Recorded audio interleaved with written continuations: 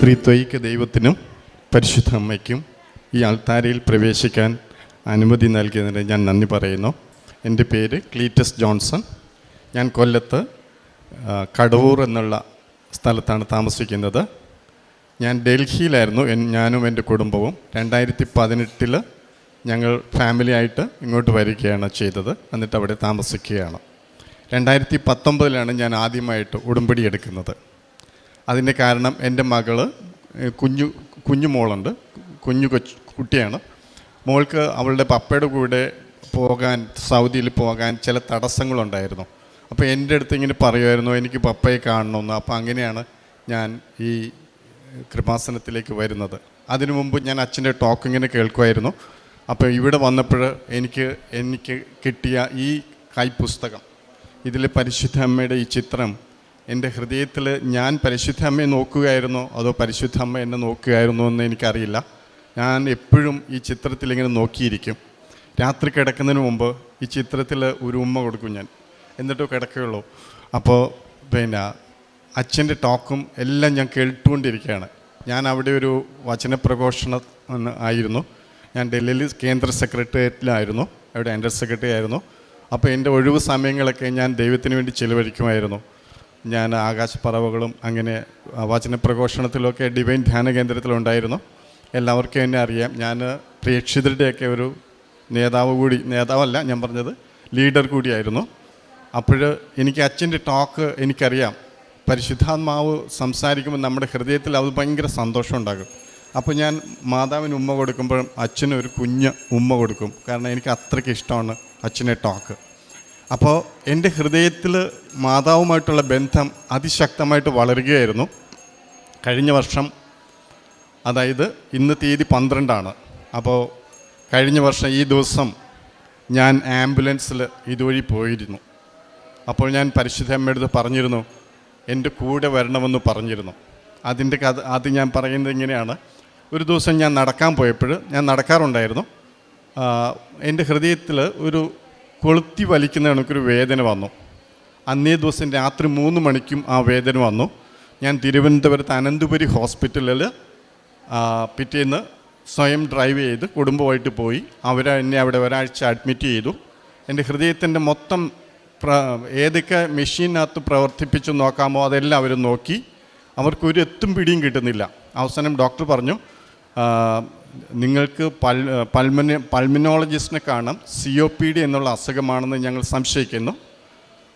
അതുകൊണ്ട് പൾമിനോളജിസ്റ്റിനെ അടുത്ത് അയച്ചു. അദ്ദേഹം എന്നെ തിരിച്ചയച്ചു, നിങ്ങൾക്ക് ആ ഒരു അസുഖമല്ല. അപ്പം ഡോക്ടർ ആസ്വാനം ചൊല്ലിട്ടു. ഡോക്ടർ എനിക്ക് ശ്രീചിത്രയിൽ പോകാനായിട്ട് ഒരു എഴുത്ത് എഴുതി തന്നു. എന്നിട്ട് എൻ്റെ അടുത്ത് പറഞ്ഞു, നിങ്ങളുടെ അസുഖം എന്താണെന്ന് എന്നെ കൂടി അറിയിക്കണമെന്ന് പറഞ്ഞു. അപ്പോൾ ഞാൻ അടുത്ത ദിവസം ഡ്രൈവറെ വെച്ചിട്ടാണ് പോകുന്നത്. എനിക്ക് ആ ദിവസങ്ങളിൽ, അവിടെ കിടന്ന ദിവസങ്ങളൊന്നും എനിക്ക് ഉറങ്ങാൻ കഴിയത്തില്ല. കാരണം എൻ്റെ ഹൃദയമിടിപ്പിൻ്റെ സൗണ്ട് എനിക്ക് തന്നെ ഉറക്കം കെടുത്തുന്നു. അത്രയ്ക്ക് വലിയ സൗണ്ടാണ് ഹൃദയമിടിപ്പിൻ്റെ ശബ്ദം. ഞാനെപ്പോൾ ഈ ചിത്രം എൻ്റെ ഇടത് നെഞ്ചിനോട് ചേർത്തിട്ട് അമ്മയെടുത്ത് പറയും, എനിക്കൊന്ന് ഉറങ്ങണം, എൻ്റെ രോഗം എടുത്തു മാറ്റിയാലും ഇല്ലെങ്കിലും എനിക്കൊന്ന് ഉറങ്ങണം. അപ്പോഴും ഞാൻ ഉറങ്ങിപ്പോവും. പിന്നെ രാവിലെയാണ് ഞാൻ അറിയുന്നത് ഈ ചിത്രം അങ്ങനെയാണ് ഇതൊക്കെ വളഞ്ഞു പോയത്. അവിടെ എൻ്റെ കിടക്കയിൽ അതിങ്ങനെ കിടക്കും. ഞാൻ എല്ലാ ദിവസവും ഉറങ്ങുന്നത് മാതാവിനോട് ഇങ്ങനെ പ്രാർത്ഥിച്ചിട്ടാണ്. അപ്പം അടുത്ത ദിവസം ശ്രീചിത്രയിൽ ഡ്രൈവറെ വെച്ച് പോവുകയാണ്. ഏകദേശം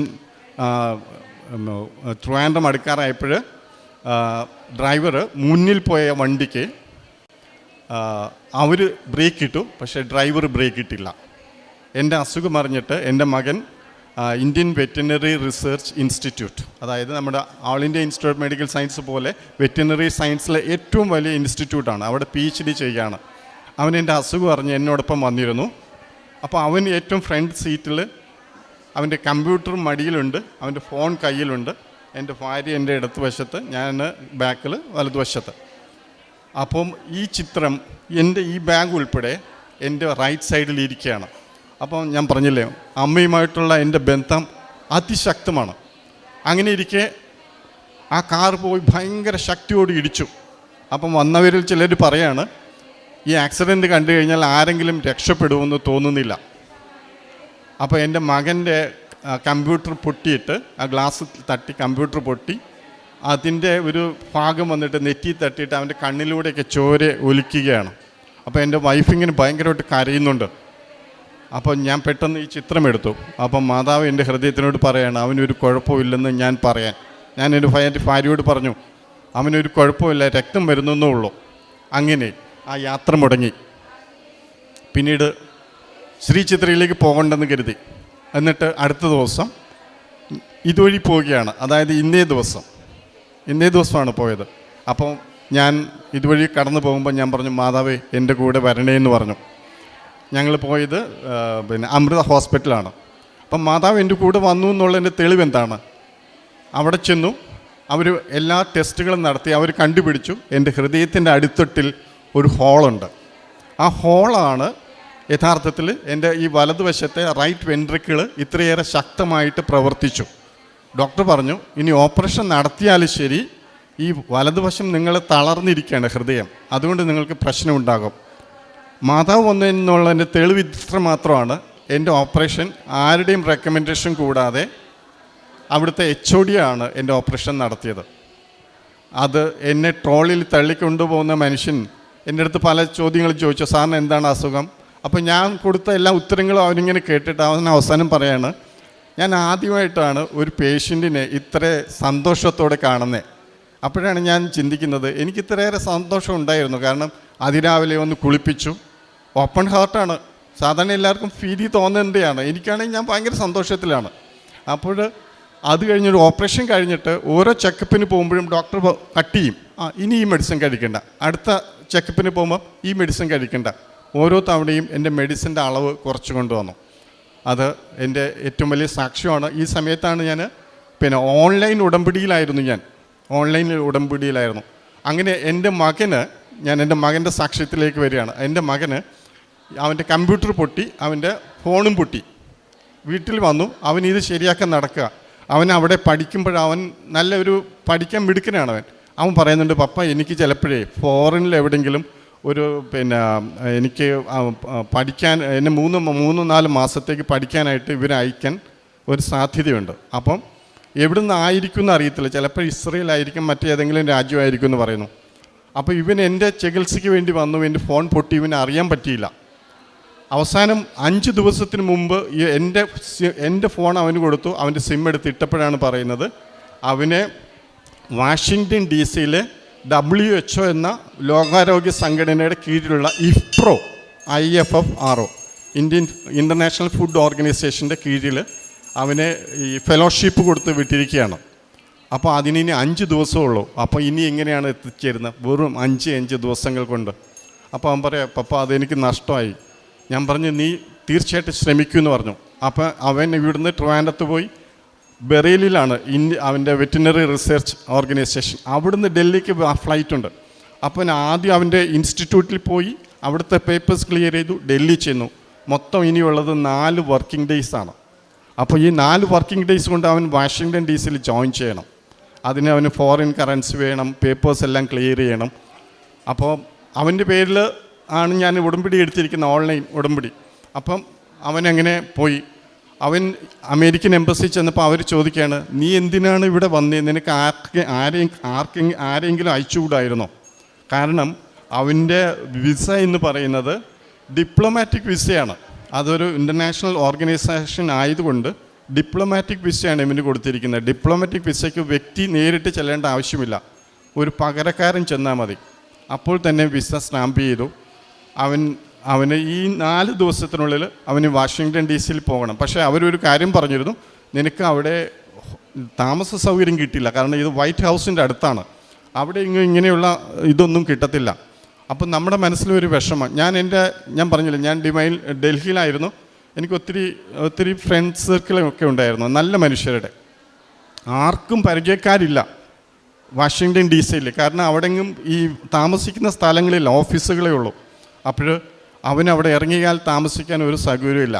അവൻ്റെ കുഞ്ഞമ്മ, എൻ്റെ വൈഫിൻ്റെ അനിയത്തി അവിടെ ഫ്ലോറിഡയിലുണ്ട്. ഒരു ഹോട്ടൽ ബുക്ക് ചെയ്ത് കൊടുത്തു, അതും വെറും 14 ദിവസത്തേക്ക്. പക്ഷെ താമസിക്കണം ഇനി ബാക്കി ദിവസങ്ങൾ.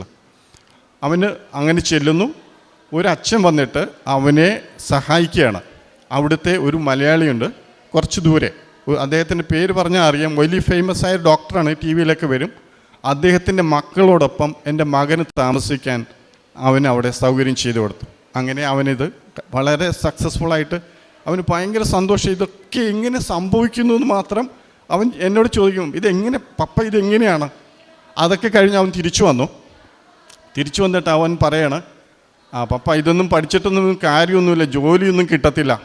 അപ്പോൾ ഇവന് ഇവിടെ മണ്ണുത്തി വെറ്ററിനറി കോളേജിലാണ് പഠിച്ചത്. അന്ന് പഠിക്കുമ്പോഴേ എൻ്റെ അടുത്ത് പറയുന്ന ഇതാണ്, പപ്പ പിന്നെ ഞാൻ പഠിച്ചിട്ട് കാര്യമൊന്നുമില്ല, ഇത് 5 വർഷം കൂടുമ്പോൾ വെറ്ററിനറി ഡോക്ടേഴ്സിൻ്റെ പരീക്ഷ നടത്തും PSCയിൽ. അപ്പം എനിക്കതിനു വേണ്ടി ഇപ്പോഴേ ഞാൻ പഠിക്കുക. അങ്ങനെ അവൻ പഠിച്ചു. അവൻ നല്ലോണം പരീക്ഷ എഴുതി, അവന് നല്ല മാർക്കുണ്ട്. അവൻ ഡൽഹി പഠിച്ചതുകൊണ്ട് മലയാളം എഴുതാൻ ഇത്തിരി കുഴപ്പമുണ്ടോ. അപ്പോൾ അവൻ്റെ ഇൻ്റർവ്യൂവിന് വിളിച്ചു, വെറ്ററിനറി ഡോക്ടറുടെ. അവൻ ഇൻ്റർവ്യൂവിന് അവിടെ ചെന്നപ്പം അവരൊരു ചോക്ക് എടുത്തു കൊടുത്തിട്ട് പറഞ്ഞു, മലയാളത്തിൽ ഞങ്ങൾ പറയുന്നത് എഴുതാൻ. അവനെ എഴുതാൻ പറ്റത്തില്ല, അത്രയും അവർ പറയുന്നത് കണക്ക് എഴുതാൻ അറിയില്ല. കാരണം മലയാളം അക്ഷരങ്ങൾ അറിയാം, എല്ലാം നമ്മളെപ്പോലെ സംസാരിക്കും, എല്ലാം അറിയാം. പക്ഷേ അക്ഷരങ്ങളിൽ ചെറിയ ഒരു ഇതുണ്ട്, പേടിയുണ്ടെങ്കിൽ ഒട്ടും പറ്റില്ല. അപ്പോൾ അവന് വല്ലാണ്ടായിപ്പോയി. അവരാ ഇൻ്റർവ്യൂവിൽ അവന് 3 മാർക്ക് കൊടുത്തു. അവൻ്റെ പ്രശ്നം എന്ന് പറഞ്ഞാൽ അവൻ്റെ കൂട്ടുകാരുടെ ഇടയിൽ ഇവൻ വലിയ പഠിപ്പിസ്റ്റായി ഇവന് ഇൻ്റർവ്യൂവിൻ്റെ ലിസ്റ്റ് വന്നപ്പോൾ ഇവൻ്റെ പേരില്ല. അവൻ വല്ലാത്ത അവസ്ഥയിലായി. അപ്പോൾ ഞാൻ അവന് വേണ്ടി ഇവിടെ വന്ന് ഈ തീർത്ഥാടന ഉടമ്പടി എടുത്തു. കാരണം അവനപ്പോഴും അവിടെയാണ്. അപ്പോൾ അവന് ബറേലി വെച്ചിട്ട് എന്നോട് ചോദിക്കുക, പപ്പ ഞാൻ ബനാറസ് ഹിന്ദു യൂണിവേഴ്സിറ്റി, നമുക്കറിയാം അത് ആനി ബെസൻ്റെയൊക്കെ സ്റ്റാർട്ട് ചെയ്ത യൂണിവേഴ്സിറ്റിയാണ്. അത് ഭയങ്കര ഫേമസ് ആണ്. അവിടെ ജോലി കിട്ടാൻ എല്ലാ അസിസ്റ്റൻറ്റ് പ്രൊഫസേഴ്സിനും വലിയ ഇഷ്ടമാണ്. അവിടെ അപ്ലൈ ചെയ്യണമെന്ന് ചോദിച്ചു. ഞാൻ പറഞ്ഞു, നീ അപ്ലൈ ചെയ്യും. അപ്പോൾ ഇൻ്റർവ്യൂവിന് വിളിച്ചു. അമ്മ പറയണേ, ഞാൻ പോകണോ? പോയിട്ട് കാര്യമില്ല. അവർ 9 പേരെ ഷോർട്ട് ലിസ്റ്റ് ചെയ്തു. അതിൽ 7 പേരും PhDക്കാരാണ്. PhDക്കാർ മാത്രമെന്നല്ല, മറ്റ് യൂണിവേഴ്സിറ്റികളിൽ ജോലി ചെയ്യുന്നവരാണ്. അവർക്ക് ഇവിടെ കിട്ടാൻ വേണ്ടിയിട്ടാണ് അപ്ലൈ ചെയ്തത്. അപ്പം ഞാൻ PhD ചെയ്യുന്നതേ ഉള്ളൂ, പിന്നെ പോയിട്ട് തന്നെ കാര്യം, ഇവിടുന്ന് ട്രെയിൻ പിടിച്ച് ബനാറസിൽ പോകണം. ഞാൻ പറഞ്ഞു, നിനക്കേ ഒത്തിരി ഇൻ്റർവ്യൂ അറ്റൻഡ് ചെയ്ത് കഴിഞ്ഞാൽ ആ ശീലം കിട്ടുമല്ലോ, എന്തായാലും പോകണം മോനെന്ന് പറഞ്ഞു. അപ്പോഴവന് അങ്ങനെ പോയിട്ട് അവന് അറ്റൻഡ് ചെയ്തു. ഞാൻ ചോദിച്ചു, ഇൻ്റർവ്യൂ എങ്ങനെ ഉണ്ടായിരുന്നു? അവൻ പറയണേ, എല്ലാവർക്കും ആൻസർ ചെയ്യാവുന്ന കുറേ ചോദ്യങ്ങളൊക്കെ ചോദിച്ചു, അതിനകത്തൊന്നും വലിയ കാര്യമൊന്നുമില്ല. അപ്പോൾ ഞാനും കരുതി, ഞാനങ്ങനെ പറഞ്ഞു, കുഴപ്പമില്ല, നമ്മൾ ഇതിന് വേണ്ടിയിട്ടല്ലല്ലോ പോയത്. അത് കഴിഞ്ഞിട്ട് ഞാൻ ഇതുപോലെ ഇന്ന് ചൊവ്വാഴ്ചയില്ല, അന്നൊരു ചൊവ്വാഴ്ചയായിരുന്നു. ഞാൻ ബസ്സിൽ ഈ കൃപാസനത്തിൻ്റെ അടുത്ത് എത്താറായി. അപ്പോൾ എനിക്കൊരു ഫോൺ വരിക. ഞാൻ എടുത്തു. അവൻ്റെ ഫോൺ വന്നു കഴിഞ്ഞാൽ എളുപ്പം എടുത്തില്ലെങ്കിൽ എന്നെ പറയും, പപ്പയ്ക്ക് എന്താ റിട്ടയർ ചെയ്ത് കഴിഞ്ഞിട്ട് പപ്പയ്ക്ക് ജോലിയൊന്നുമില്ലല്ലോ, എടുത്തോടെ എന്നൊക്കെ ചോദിക്കും. ഞാൻ പെട്ടെന്ന് ഫോൺ എടുത്തു. ചോദിക്കും, പപ്പ ഇങ്ങോട്ട് പോവാ? ഞാൻ പറഞ്ഞു, മോനെ ഞാൻ ബസ്സിലിരിക്കാം. പപ്പ എവിടെ പോവുക? ഞാൻ പറഞ്ഞിട്ട് കൃപാസനത്തിലേക്ക് പോവാം. പപ്പയ്ക്ക് ഓർമ്മയുണ്ടോ അന്ന് ഞാനൊരു ഇൻ്റർവ്യൂവിന് പോയത്? ഞാൻ പറഞ്ഞു, ഉണ്ട്. പപ്പ എന്നെ അവരെന്തിനാ എടുത്തേ? 9 പേരിൽ 7 പേരും PhDക്കാരാണ്. ഇവൻ PhD ചെയ്യുന്നതും ഉള്ളൂ. അപ്പോൾ അവർ സെലക്ട് ചെയ്തു. അപ്പോൾ ഒന്ന് ആലോചിച്ച് നോക്കിക്കേ, യാതൊരു ചാൻസുമില്ല അവനെ തിരഞ്ഞെടുക്കാനായിട്ട്. അവൻ തന്നെയും പറയുന്നു അവന് കിട്ടാൻ ആയിട്ട് അവർ എങ്ങനെ തിരഞ്ഞെടുത്തു എന്നുള്ളത്. ഇവിടെയാണ് പരിശുദ്ധ അമ്മയെ മുൻനിർത്തി അവൻ്റെ ജോലിക്ക് വേണ്ടിയിട്ട് മാത്രവും അവൻ്റെ എല്ലാ കാര്യത്തിനും വേണ്ടിയിട്ട് ഞാൻ എടുത്ത ഉടമ്പടിയാണ്. ഞാനും വൈഫും അവനെ ഒരു ദിവസം ഇവിടെ കൊണ്ടുവന്നിരുന്നു. ഉടമ്പടി എടുക്കുന്ന ദിവസം ഉണ്ടായിരുന്നില്ല, വേറൊരു ദിവസം വന്നിരുന്നു. അപ്പം പരിശുദ്ധ അമ്മ ചെയ്തു തന്ന ഇതിന് എത്രയേറെ നന്ദി പറഞ്ഞാൽ തീരുകയില്ല എന്നാണ് ഞാൻ പറയുന്നത്. ദൈവത്തിന് മുമ്പിൽ ഇത് പറയുമ്പോൾ ഒത്തിരി ദൈവത്തിന് മുമ്പിൽ ഒത്തിരി നന്ദിയോടെ ഞാൻ ഓർക്കും. പിന്നീട് ഞാൻ എന്ത് ചെയ്തു എന്നോട് നിങ്ങൾക്ക് പറയാം. ഒരുപക്ഷെ ഞാൻ എന്നെ തന്നെ മഹത്വപ്പെടുത്തുന്നു എന്ന് നിങ്ങൾ ചോദിച്ചു നോക്കാം. നിങ്ങൾ വിചാരിച്ചേക്കാം, അല്ല, ഞാൻ ഡൽഹിയിലായിരുന്ന സമയത്ത് ഞാൻ എപ്പോഴും ലീവ് എടുത്തിട്ടൊക്കെ വചനപ്രഘോഷണത്തിന് പോകുമായിരുന്നു, ആകാശപ്രവള്ളി പോകുമായിരുന്നു, ജയിൽ മിനിസ്ട്രിയിൽ, ഇതെല്ലാം ഞാൻ ലീവ് എടുത്തിട്ടാണ് പോകുന്നത്. അപ്പോൾ അത് കഴിഞ്ഞിട്ട് ഇവിടെ വന്നപ്പോഴും ഞാൻ എൻ്റെ ശുശ്രൂഷ എനിക്ക് കഴിയുന്ന തരത്തിൽ, ഇപ്പോൾ ഇവിടുത്തെ ഇത് തന്നെ ആദ്യമായിട്ട് ഞാൻ ചെയ്ത ശുശ്രൂഷ ഇവിടെ വന്നിട്ട് ഈ കൃപാസനത്തിനെതിരെ ഒത്തിരി ട്രോളുകളുള്ള സമയമാണ്. അപ്പോൾ ഞാൻ അവരോടൊക്കെ കൂടുതലായിട്ട് ഒന്ന് മനസ്സിലാക്കി കൊടുക്കാൻ ശ്രമിക്കുന്നുണ്ടായിരുന്നു. പിന്നീട് എനിക്കറിയാവുന്ന എല്ലാ വാട്സപ്പ് ഗ്രൂപ്പിലും അച്ഛൻ്റെ ഈ ട്യൂസ്ഡേയിലെ ടോക്ക് ഞാൻ ഇത് ചെയ്യുമായിരുന്നു. പിന്നീട് കാരുണ്യ പ്രവർത്തികളും ചെയ്യുമായിരുന്നു. ഈ മാഗസിൻ ഞാൻ കൊടുക്കുമ്പോൾ വെറുതെ കൊണ്ട് കൊടുക്കുകയില്ല, ഞാൻ അവരോട് സംസാരിക്കും. എന്നിട്ട് പറയും, കഴിയുന്നിടത്തോളം അവർ സംസാരിക്കുന്നവരോട് സംസാരിക്കും. ഞാൻ അതിനകത്തൊരു പേപ്പറിനകത്ത് ഒരു വചനം എഴുതിയിട്ട് അതിനകത്ത് ഇങ്ങനെ എഴുതി വെക്കും, നിങ്ങൾക്ക് 6 കാര്യങ്ങൾ ആവശ്യപ്പെടാം, ഒരു കാര്യമെങ്കിലും അതിൽ സാധിച്ചു കിട്ടിക്കഴിഞ്ഞാൽ പരിശുദ്ധ അമ്മ നിങ്ങളെ ഇങ്ങോട്ടേക്ക് ക്ഷണിക്കുന്നു എന്നാണ്. ഞാനെപ്പോഴും മനസ്സിൽ പറയും, ഇനി ഒരു കാര്യം സാധിച്ചു കിട്ടിയില്ലെങ്കിലും ആവശ്യക്കാരനാണെങ്കിൽ തീർച്ചയായിട്ടും പരിശുദ്ധമ്മ ക്ഷണിക്കുക തന്നെ ചെയ്യും. അപ്പോൾ ഞാൻ വെറുതെ ഒരു മാഗസിൻ കൊടുത്തിട്ട് പോവില്ല. പ്രത്യേകിച്ചും കൊല്ലത്ത് ആ കടപ്പുറത്തൊക്കെയുള്ള സ്ഥലത്ത് എന്നിട്ട് അവരെ കണ്ട് അവരോട് സംസാരിച്ച്, അപ്പോൾ ഒരാൾ പറഞ്ഞു എനിക്ക് തമിഴ് വേണമെന്ന് പറഞ്ഞു. അപ്പോൾ ഞാൻ ഇവിടെ നിന്ന് തമിഴ് വാങ്ങിക്കൊണ്ട് പോയി. അപ്പോൾ എൻ്റെ കയ്യിൽ തമിഴും ഉണ്ടായിരിക്കും. അപ്പോൾ അങ്ങനെ ഞാൻ കൊടുക്കുമായിരുന്നു. പിന്നീട് ഞാനൊരു പെൻഷനറാണ്. എനിക്ക് പെൻഷൻ കിട്ടുമ്പോൾ ഞാൻ കുറച്ച് പേർക്ക് എൻ്റേതായിട്ടൊരു പെൻഷൻ, അത് ഇതിനോട് ചേർന്നല്ല, ഇതിന് മുമ്പേ തുടങ്ങിയതാണ്, ഞാൻ കൊടുക്കും. കാരണം നമുക്ക് കിട്ടുന്നത് പങ്കുവെക്കപ്പെടാനുള്ളതാണ്. പിന്നെ എൻ്റെ ഫാമിലിയിൽ 8 പേരാണ്.